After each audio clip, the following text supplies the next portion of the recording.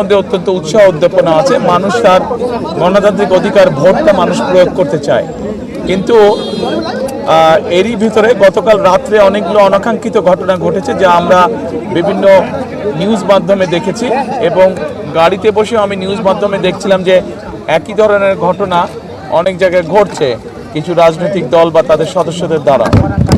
আমরা প্রত্যাশা করছি যে আইন শৃঙ্খলা বাহিনী তারা গত রাত্রেও চেষ্টা করেছেন, আজকেও নিশ্চয়ই তারা তাদের সেই চেষ্টা অব্যাহত রাখবেন যাতে মানুষ জনগণ একটি শান্তিপূর্ণ অবস্থায় তাদের ভোট প্রদান করতে পারেন।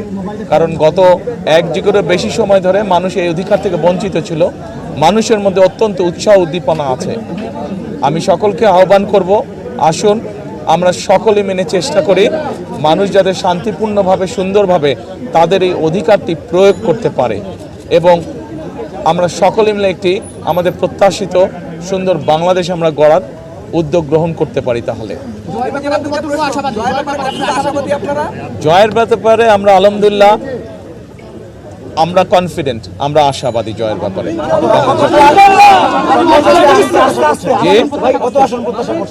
আমরা অন্তত এতটুকু অবশ্যই আসন প্রত্যাশা করছি যেখানে আমরা খুব সুন্দরভাবে দেশ পরিচালনা করতে সক্ষম হব।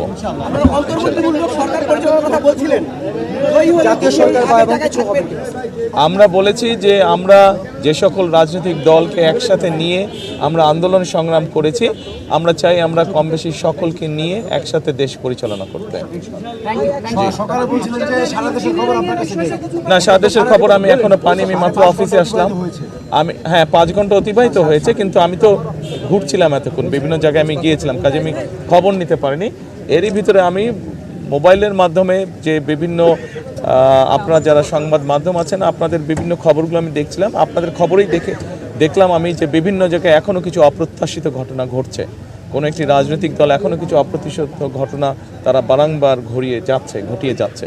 কাজে আমরা চাই না যে এসব ঘটনা ঘটুক।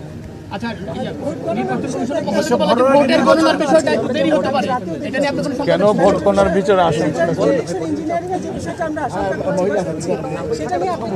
আমরা মনে করি যে মানুষ যদি বেরিয়ে আসে, সাধারণ মানুষ, এই দেশের মালিক হচ্ছে মানুষ, এবং তারা যদি বেরিয়ে আসে, তারা যদি তাদের অধিকার প্রয়োগ করে, ভোট সংখ্যা যত বেশি বাড়বে, ভোটারের সংখ্যা যত বেশি বাড়বে, আমরা বিশ্বাস করি যে সকল ধরনের ষড়যন্ত্রকে প্রতিহত করা যাবে।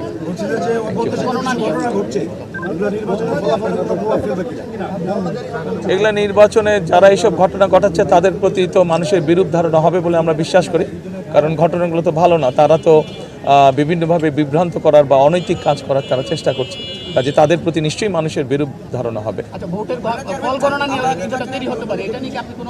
ফল গণনা নিয়ে কেন দেরি হবে? দেরি হবার কোনো কারণ নেই। কেন দেরি হবে? আমরা সমগ্র দেশের মানুষ যেখানে একটি দ্রুত তারা যা ভোট দিয়ে এসছে তার ফল তারা দ্রুতই চাইবে। আমরা আশা করব যে নির্বাচন কমিশন চেষ্টা করবে যাতে দেশের মানুষ দ্রুত তার ভোট প্রদানের যে ফল সেটা তার শেষে মানুষকে সামনে উপস্থাপন করবে।